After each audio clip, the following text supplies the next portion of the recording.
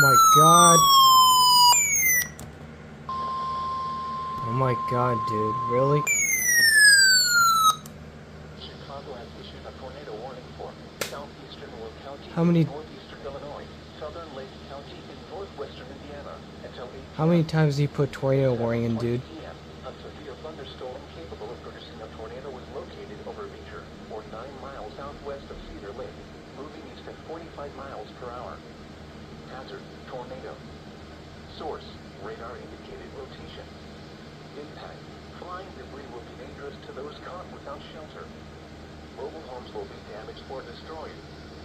Damage to roofs, windows, and vehicles will occur. Tree damage is likely. This dangerous storm will be near Cedar Lake and Lowell around 7:25 p.m. Crown Point and Lake Dalecarlia around 7:30 p.m. Winfield around 7:40 p.m. Other locations in the path of this tornadic thunderstorm include lakes of the Four Seasons. Take cover now. Move to a basement or an interior room on the lowest floor of a sturdy building. Avoid windows. If you are outdoors, in a mobile home, or in a vehicle, move to the closest substantial shelter and protect yourself from